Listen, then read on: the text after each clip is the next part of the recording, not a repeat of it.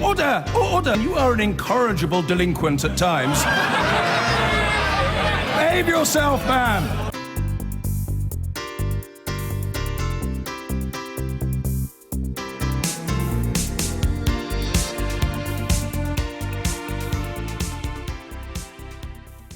After Brexit, people and goods should be able to move seamlessly across the border between the Irish Republic and Northern Ireland, much as they do today. In their latest proposal for life outside the EU, ministers say there will be no return to checkpoints and border posts. But critics argue the plan raises as many questions as answers, not least what to stop EU migrants coming into the UK from Ireland through an unsupervised crossing. Our Ireland correspondent Chris Buckler is in narrow water on the Irish border. Chris. George, people who live at this border barely recognise it. But could all of that change once the other side of this water is still inside the EU and this part is outside of the European Union? Today, alongside the phrases that we've heard so often, like that there needs to be a seamless, a frictionless border, we heard another one from the British government, that there needs to be an unprecedented solution to this modern Irish problem. And perhaps that gives a sense of the scale of the challenge facing both the UK and the EU. For more than 300 miles, crossing fields and bridges, roads and rivers, there is a political dividing line on the island of Ireland. But it's a border that currently can't be seen, and many want it to stay that way. Soft toys and cushions are the latest protest against what's been called a hard Brexit, where some kind of barriers could divide towns like Belcoo in Northern Ireland and Black Lion in the Republic. They are just either side of this bridge. And people in areas like this have jobs, businesses and friends that require them to cross this border regularly. I cross this border quite easily 15, 20 times a day, moving goods sometimes just to manage staff, carry out, meet different people, whatever's involved in your daily work. If there's any sort of checks that slow that down or anything else, it's definitely going to create a lot of logistical difficulties. The government wants no return to the days when border huts and customs posts marked where Northern Ireland meets the Republic. In this position paper, it's seen to dismiss the idea of any return of infrastructure or even cameras at the border. And ministers say they are determined to protect the common travel area, allowing the free movement of people across Ireland and Britain. Crossing time today is 2 hours. Ideas and aspirations that will be welcome beyond these islands in Brussels, but ones that raise political and practical difficulties, with claims that it could allow a backdoor for people to get into the UK. We do want to ensure that we don't see a return to the borders of the past, we don't see a return to a hard border, and that we're able to ensure that that crucial flow of goods and people between Northern Ireland and the Republic of Ireland is able to continue in the future. Some have raised doubts about the UK's ability to forge trade deals with other countries if it agrees to meet the EU standards for food and agriculture. And if a customs deal can't be agreed with the EU, there are questions about what will happen to the billions of pounds of trade carried along these busy border roads. The British government believes technology and online declarations could be used to monitor goods carried by bigger firms. But there are concerns about smuggling, and the Irish government has other doubts. I don't believe the Island of Ireland issues will be resolved through technology. And I think actually that this paper probably also accepts that too, which is a step forward, and I welcome that. It does leave you wondering what the border is going to look like. But that's not the whole story. If you're outside of the customs union, how you police that? I mean, we're no clearer as to knowing what that's going to be, are we? Well, that's because the negotiation needs to now take place. And there is a will to find solutions in those negotiations, because tied up with the politics and practicalities are concerns about the potential impact to peace and prosperity at this, what is currently the softest of borders. Chris Buckler, BBC News. And Alex Forsyth is in Westminster for us. Listening to the reaction, Alex, people still seem to have an awful lot of questions about these plans. Yeah, well, up until now, the government has been accused of a lack of clarity, of confusion over its approach to Brexit. And so what it's trying to do is show that it has been working on this for some time and that it has a vision. And key to that is that idea of an invisible border between Northern Ireland and the Republic and that idea of frictionless trade. Now, there are some specific ideas about how that might be achieved. For example, exempting small businesses from customs checks. But there is great scepticism too about whether or not all of this can work in practice. There is concern that without extra checks on people moving from Ireland to the UK, there could be a backdoor to EU immigration. And of course, immigration was a central plank of the referendum campaign. Now, much of this detail is still to come. And of course, it all has to be thrashed out with the EU in those ongoing negotiations. But while this clarity the government has provided has been broadly welcomed, it does show that in this complex jigsaw puzzle that is Brexit, every piece that's revealed only shows what gaps are still left. Alex, thank you very much. The border, they say, will be frictionless. No physical checkpoints, no number plate checks. Instead, special customs arrangements to keep trade flowing across the Irish border after Brexit. The government's paper calls for a new customs partnership with no tariff implications. If the EU and Ireland don't go for that option, well, there's another plan exempting all small and medium-sized businesses. Kieran Jenkins has been on the border near Derry. Where County Londonderry tumbles into County Donegal, the old border, and with it some of the old tensions, has almost melted away. 200 crossing points over 310 miles. And it's often only the road signs that hint at leaving one country and entering another.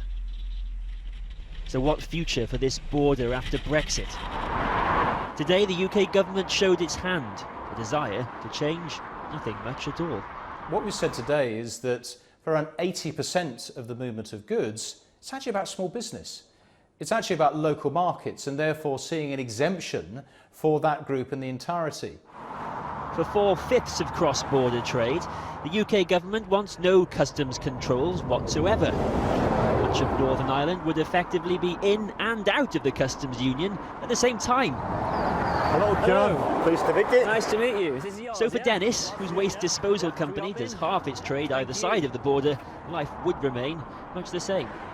As it stands, there is no problems here. There's no problems here with people that we know about bringing goods across the border or people smuggling or any of that type of thing going on that's causing a problem. So the UK government does have an alternative proposition to leave the customs union, but to keep things so aligned with Europe, there would be no customs border at all. No return then to the 1950s, where customs posts here were a fact of life, or to the checkpoints of the Troubles which so choked Northern Ireland's prosperity. Even the Brexit Secretary's very recent suggestion of a digital border of CCTV and number plate recognition have today been dropped, a move which should please the Irish government. Hello. Hi there, Kieran. Nice to meet you. You as well. Welcome on board. Thank you very much. Jennifer's transport business, based a few miles into Northern Ireland, relies on these roads remaining obstacle-free. Yes, we're going to pass very shortly into Northern Ireland, and we'll give you an idea just how close we are. And now nothing will change at all if you believe the UK government. Why is that funny? Why is that funny? I think that it is a desirable statement to say that we can have something that is a frictionless border. Customs border is about control. And to have control, you have to have security. Sinn Féin too still fear a hard border here.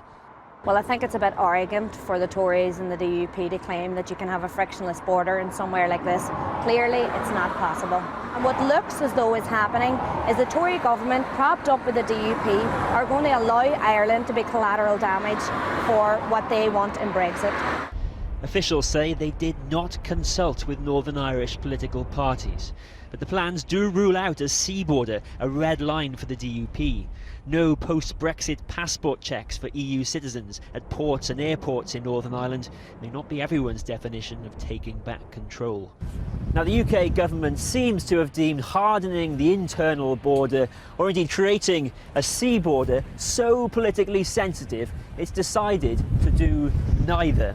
They've been very clear about what they don't want, but they haven't committed to what they do want. And if there are to be new immigration or customs rules after Brexit, then how on earth are they to be enforced? The DUP gave the plans their enthusiastic approval. Administratively and technically, the government's paper, which I think is excellent and is brimming with ideas, the government has given a way of trying to deal with these problems realistically, and it's really now a question of, do the EU negotiators want to facilitate them? EU money built this peace bridge in Derry. Neither side wants to undo decades of hard work as the UK sets out its plan to keep things the same but different.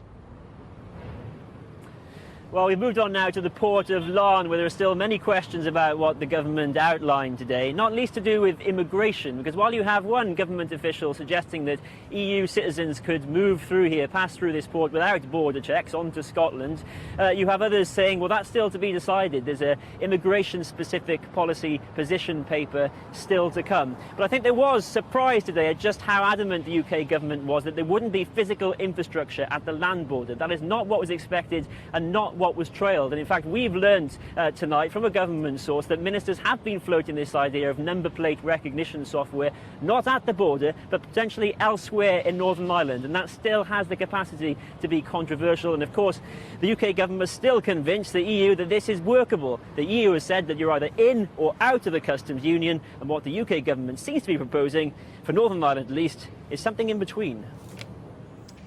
Thank you, Kieran. Something in between. Well, let's talk to the Irish Foreign Minister, Simon Coveney, about the something in between and what he thinks about all this. He's in Dublin, of course. Simon Coveney, thanks for coming on the programme. You heard Kieran Jenkins just there. So the British government has come up with this compromise that some in Brussels have already called Fantasyland. What do you think of it? Well, first of all, it's welcome that we have a paper in the first place. I mean, we have been asking for a detailed paper from the British government for some time to get clarity on their negotiating position in the context of solving the Irish question linked to Brexit, involving Northern Ireland, but involving the whole island of Ireland, really. And there's a lot of good news, I think, in their paper and their negotiating position today. They want to protect the Good Friday Agreement, so do we.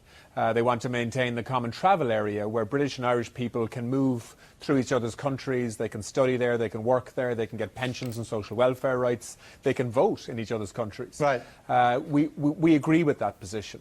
But so on you're the difficult totally reassured, issue then? of trade and borders, no. On the difficult issue of trade and borders, we don't have anything like complete solutions in this paper. What we have is 9 principles, most of which we agree with, I have to say.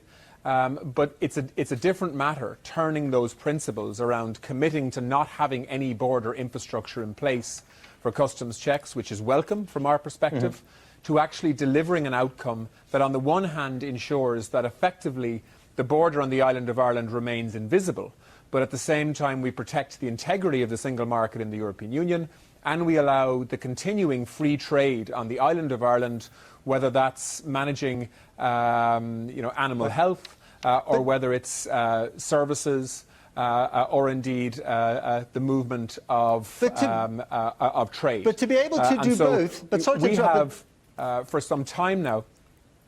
To be able to do both. Sorry, go on. To be able to do both, for the government to basically, have some sense of a border, but at the same time keep it as fluid as possible. I mean, many people would say that is just delusional. You can't do it. And what they've proposed today, doesn't solve that problem. Yeah, I don't think it is possible to do it unless you effectively now allow Northern Ireland to become an extension of the customs union, or to have a partnership with the customs union that allows standards to be the same north and south of that border, so that you create equivalence in terms of standards and inspection system and food safety and health and so on, in order to allow the circumstances north of the border and south of the border to be equivalent, that allows Northern Ireland effectively to remain part of the customs union. It's a big challenge to achieve that legally. And of course, the British government is concerned that if you do that for Northern Ireland, then the relationship between Northern Ireland and mainland UK potentially becomes an issue as well. So these are not easy issues to resolve, which is why the British government has said that the final solution or outcome needs to be a unique political solution. We agree with that. That's the kind of language that Michel Barnier has been using for some time, and it's the kind of language that we continue to use in Ireland. But if they are not resolved, and this is an existential issue both for Northern Ireland and for you, if they're not resolved, would you threaten to use your veto over any Brexit deal that is the result of these negotiations in Brussels? Well, the role of Ireland is to effectively defend the interests of Irish people, north and south, and indeed in Britain. And we will do that. And so we are very much part of the EU negotiating team. Michel Barnier has been very focused and very tough in terms of protecting Irish interests to date, and I expect he will continue to be. What we have now for the first time is a detailed paper from the British government. A lot of very good content in that, that's very welcome. But on the difficult border issues and trade issues, effectively it is very difficult to see free trade without Northern Ireland effectively remaining part of or closely connected to the existing customs union. We've run out of time, I'm afraid, Prime Minister. Thank you very much indeed for coming on the programme. Well, back now to our main news tonight. The government's plans to create a bespoke customs arrangement allowing trade across the Irish border after Brexit. In a minute, I'll be talking to the Conservative member of the Lords, Baroness Ros Altman, a government minister until last year. But first, Theresa Villiers, Conservative MP and former Northern Ireland Secretary, is with me. Theresa Villiers, no hard border, so there's nothing to stop goods and people just crossing right over into the UK. Well, the key is cooperation between the immigration authorities in the UK and Ireland. They do it already. It's always been a shared endeavour to police the external boundaries of the common travel area. With that shared information, that is sufficient. I think we can manage the immigration risks through that cooperation. But you wanted to take back control of immigration policy. I mean, you said it in quotes. Leaving a border wide open isn't control, is it? What looks like changing with our immigration system is the right to live and work in the United Kingdom for non-Irish EU citizens.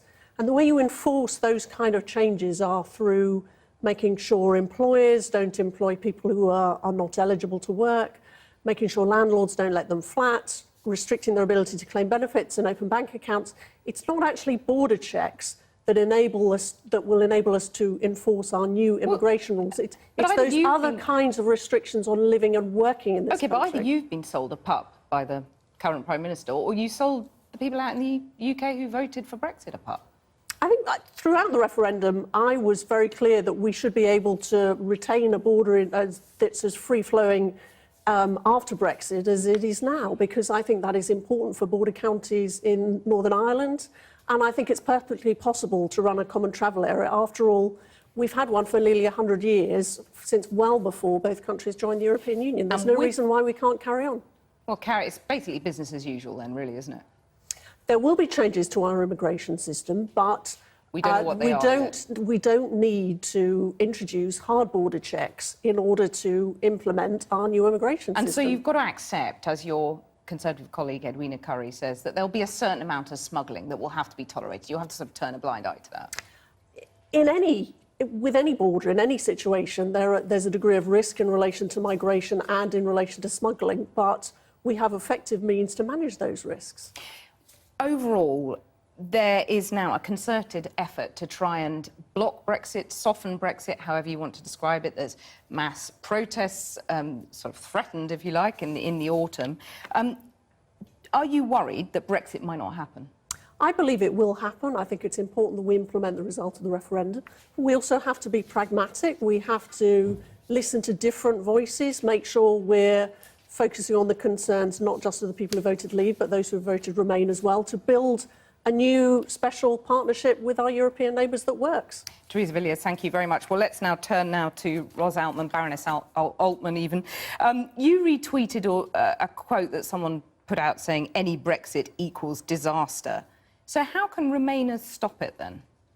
Well, I don't think it's a question of definitely saying Remainers have to stop it. I think Theresa is right that we had a referendum and we promised that we would try our best to implement the results of the referendum. And so you're reconciled to Brexit now? No, that's what the government is trying to do at the moment. The problem seems to be, and I know that a number of politicians in all parties are feeling the same, that the path that we seem to be on doesn't look like it's going to deliver for us a better outcome than we currently have, and that's not what the British people presumably actually were voting for. That's the danger. So what I think we want to see is that our democracy is able to implement the results of the referendum, which was to look as to how we can best manage an exit from the EU. But if, as seems the case at the moment, we are on track for a pretty disastrous outcome, and leaving with no deal will absolutely be a disastrous outcome as far as I'm concerned, then we will have an opportunity to say to the British people, democracy isn't a one vote forever issue. So run the vote again in that context. Whichever way around it happens, I think politicians need to be honest with the British people if, as looks the case at the moment, a number of the paths that we're trying to go down end up being blocked. If we come out of the single market, if we come out of the customs union, it's hard to see how the economy and business can survive. And we're supposed to be a party of business looking after ordinary people. Jobs will go. Although the doom and gloom economic Armageddon has not materialised, has it? The British economy was doing incredibly well, and having been in the EU, not being in the euro, not being in some of the other restrictions that are around, the economy had, and up till recently, been doing very well. But an economy doesn't suddenly slow down. Yeah. We haven't actually left, and I think businesses are still hoping that somehow this is going to work out well. Now, if it does, great, just to come now, I mean, you've warned, and I quote, that many Tory politicians agree with you, believe that the current Brexit trajectory is disastrous. Yeah. Who are they? Why aren't they putting their heads above the parapet? It is so frightening to actually stand up and say, we might think again about Brexit. It is very hard for anybody to come out and be honest about their views and say, actually, this looks like a disaster. Why We're worried about it. You get vilified, you get threatened. The backlash against anyone who is trying to be honest. I mean, if one has an honest view, this is such an important issue. This is such a fundamental issue that could change our future forever and could destroy some of the strength of our economy. Very briefly, you've tweeted about the mooted new party, centrist party. Are you leaving the Conservatives over this? I'm not leaving the Conservatives because I hope that there is room in the Conservative Party for people who have different views, for people who might want to stay, who are not extremists on the Brexit side. There's an ideological wing which almost defies logic. Baroness But Waltman, it's I'm interesting really to see that there is a grouping that might come together and say we've got to do something important for the country. I'm sorry, we're completely out of time, Baroness Waltman. Thank you very much for joining us. Something of a trend is emerging in the government's Brexit proposals to seek as little change as possible from the status quo in terms of customs agreements yesterday. And today, how the EU border between Northern Ireland and the Irish Republic will work once Britain is out. The UK government wants an invisible border, not a return to the hard borders of the past. The plan suggests what it calls unprecedented technology will be used, not the CCTV and number plate recognition system everyone had been expecting. To keep trade flowing, larger companies would be given trusted trader status and pre-vetted. And for the 80% of cross-border business made up by small traders, exemption from customs checks. Northern Ireland's border with the Republic is marked by nothing. No signage, no symbolism, changed days. This open frontier has helped bring peace and prosperity. And today the government insisted it'll stay that way. After Brexit, trusted traders like McArdle Skeith would be able to bowl across the border unhindered. They distribute goods to customers across Europe and the UK from a warehouse just inside the Republic. Controls and checkpoints could be a disaster for their trade. You don't want to go back in time. You'd be heading back 20 years plus to the border that was. There's a lot of technology about today. We need to be using that technology in order to be able to allow as free as possible the movement of materials. Just across the border, outside the town of Newry, a relic of the bad old days, a customs checking depot. Trucks would wait here for hours to have their cargoes inspected. Brexit will not mean a return to this, the government says. But of course, this is a two-way street in every respect. So while Britain may seem relaxed about the idea of free and easy entry here from Europe, the EU could well take a very different view of having an open door to Britain if it starts doing its own trade deals and importing all sorts of goods from all around the world. This is just the opening gambit in a negotiation. Blue sky thinking, perhaps. Businesses here know there is a long way to go. This might work for the UK and this region of the UK from a London perspective, but will it work in Dublin, will it work in Berlin, will it work in Paris, and that's what we don't know. The question is, will an open border be an open door for smuggling and illegal immigration? Ian Neal was head of strategy at the UK Border Force. Well, the short answer is potentially, of course it is. And anybody who says it's not is either a fool or a liar. But it's how you manage that risk. And then there's the question of who wrote the plans. The Tories insist it's all their own work, but the policies match promises made in the DUP manifesto.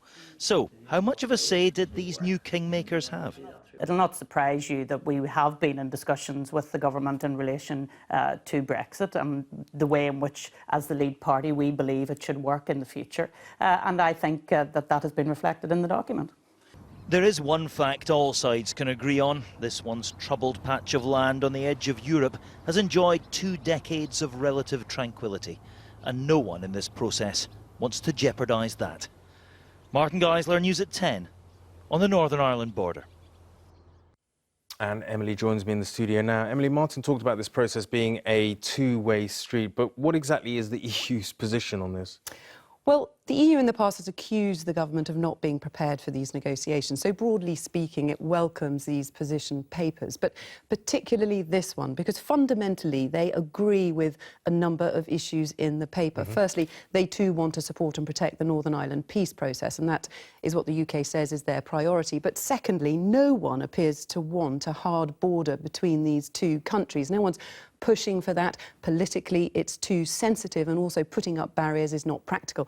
I think the problem will come for the EU is in the detail and how it all might work. Well, on that question, I mean, how do you think, I mean, it might work, I mean, going forward? Well, I mean, that's the problem, isn't it? How will it work? The government says that it doesn't want checks on goods or people going across the border. It says it wants smart technology to make it work, but then it needs to think creatively about the smart technology and what might that be? We don't know. I understand it's not going to be cameras on the border, it's not going to be CCTV, but I do understand they are still considering having cameras somewhere, perhaps a few miles down the road. But again, that needs to be thrashed out, doesn't it? And then, of course, there's the people crossing the border.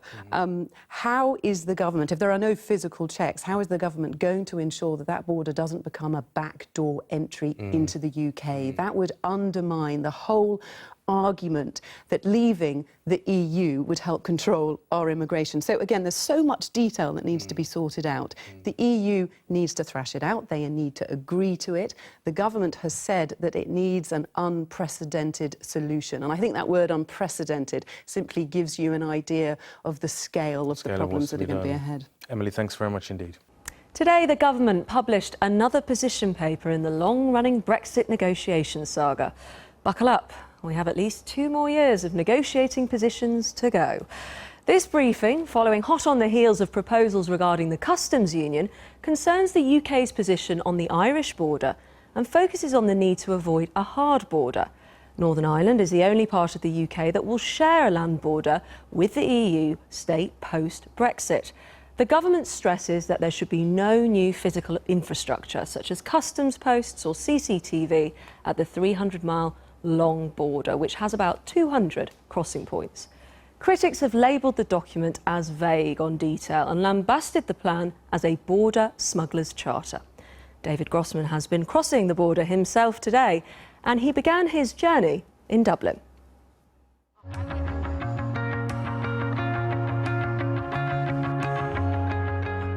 If you want to see the complexity of the Irish border in action, follow the tourists to the Guinness Brewery in Dublin. although the famous black liquid is brewed here in Dublin, that is not the end of the story. Some of it is then transported 2 hours north to Belfast to be bottled and canned, and then loaded back onto trucks to travel back here to Dublin for distribution. It's the sort of interwoven supply chain that's replicated all across this island, and for those companies, a hard border would be a disaster. The government's position paper published today suggests that lorries like this will in future be tracked using new technology to create a frictionless border. As we look forward to Brexit, of course, we do want to ensure that we don't see a return to the borders of the past, we don't see a return to a hard border, and that we're able to ensure that that crucial flow of goods and people between Northern Ireland and the Republic of Ireland is able to continue in the future. But that is a huge task. At the 15 main road border points, 118,000 vehicles cross each day, 87% of them private cars. There is, however, a huge number, 80 or more, smaller crossing points where data isn't collected. The official estimate is that in total there are 110 million crossings by people each year. Want to see how soft this border is right now? That van is in the Republic, now it's in the UK. The only hint, it's gone from one country to another. The speed limit signs go from metric to imperial. The UK government says it's determined it should stay as soft as this. No border guards, no buildings, no barriers. But is it really that easy? At the West Belfast office of Sinn Féin, which campaigned against leaving the EU, they're sceptical that this frictionless technology-enabled border can actually work. They haven't actually indicated how these technical solutions may actually work in reality. All the people that we're talking to from the business community, from other government departments, all argue that any technical solution will still add at least to further bureaucracy and further barriers to trade, movement of people and citizenship rights and so on. So as far as we're concerned, we see no evidence that there are technical solutions which will not create further barriers on the island of Ireland, which is something that we all will be determined to avoid and prevent. In 2015, £2.7 billion worth of goods were sold from Northern Ireland to the Republic. However, this is dwarfed by the £10.7 billion that were sold from Northern Ireland to Great Britain. This is why the UK government position paper rejects the idea that some have come up with of moving the border from where it is now to the Irish Sea to allow the island of Ireland to trade border-free post-Brexit. The government has said that the idea of moving the border is both constitutionally and economically wrong. That's music to the ears of the DUP, the party which is now, of course, in a formal agreement to support Theresa May's administration. We will not accept, and the government has now said it will not accept, special status for Northern Ireland which removes Northern Ireland from the rest of the United Kingdom or makes it different. And don't forget, it's the Irish government and the EU negotiators who have said they do not wish to upset the terms of the Good Friday Agreement. And the terms of the Good Friday Agreement make it quite clear that the constitutional status of Northern Ireland cannot be changed unless there is a clear majority in Northern Ireland who wish it to be changed. So the Guinness and the thousands of other products keep flowing across the border unchallenged for now. Today's position paper is designed to put pressure on both the EU and the Irish government to help keep it that way. But what does the Irish government think? Earlier, I spoke to Simon Coveney, Ireland's Foreign Secretary. I began by asking whether he welcomed the government's proposals. Well, certainly I think we welcome the publication of a detailed written document. I mean, we've been calling now for quite some time for a detailed paper from the British government on what their aspirations are in the context of Ireland and Northern Ireland for the Brexit negotiations. And we got that today. There's a lot of good stuff in it from our perspective. Very strong language in terms of protecting the Good Friday Agreement in full. Very strong supportive language around what's called the Common Travel Area, which for many, many years, long before we joined the European Union, has allowed British people in Ireland and Irish people in Britain to enjoy all sorts of rights and supports. There has been suggestions up until now coming from some sources in the UK that, look, we can solve this problem by technology, by putting cameras on the border, having number plate recognition systems. And, I've always been very sceptical of that. And so that's why it is very welcome today that the British government is saying clearly that there will be no infrastructure of any kind on the border. Let's just say your counterparts in Brussels, the 26 other countries, do not go for this, and we end up with no deal, as Theresa May has said might be the case. And let's say we're in a situation where the UK allows chlorinated chicken from America. Will that be a circumstance within which the Irish government will erect some kind of border? Well, I mean, if Britain decide to take an approach that clearly applies different food safety standards to Britain, including Northern Ireland, to the common market in the European Union, well, then we have a real problem. There are two partners in this negotiation. The other happens to represent 27 countries. And so what we have today from Britain, which is welcome, is an approach to the negotiations, much of which is very much supported by the Irish government. But we will have to thrash through the issues, find compromises, make sure that we protect the integrity of the European Union in these negotiations, as well as try to facilitate British ambition. The idea that Britain is going to be able to negotiate its own free trade agreements with countries all over the world and at the same time expect barrier-free access into the single market, I don't think that in itself is realistic. But if the final deal on the Irish border came back with, let's say, the other 26 members of the European Union wanting a harder border solution, would you veto the deal?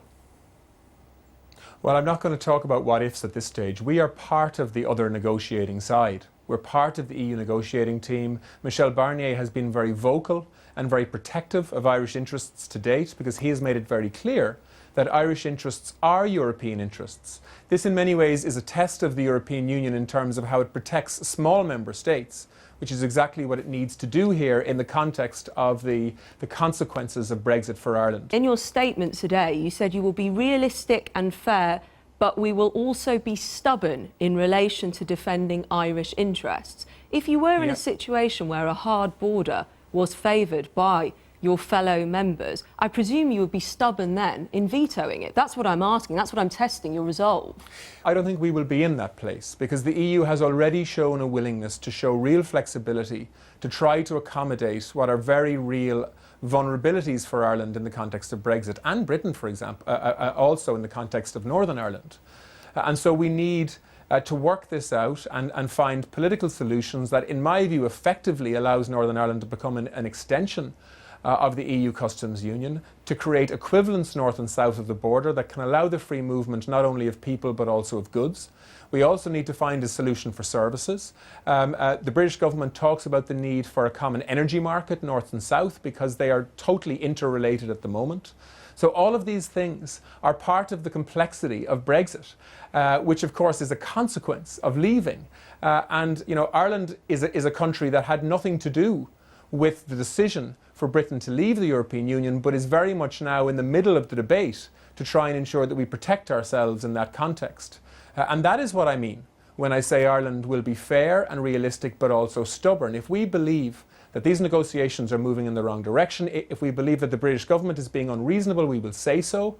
I believe that Ireland is actually Britain's closest friend here in the context of Brexit, and friends need to talk to each other honestly. And I think some of the aspirations that I've heard are not realistic in the context of the Brexit negotiations. And, I need to be honest about that. But I think a lot of what we've seen today in the Irish and Northern Irish paper coming from the British government is really good. And I think it's important to welcome that. The Irish Foreign Minister, Simon Coveney, who I was speaking to before we came on air.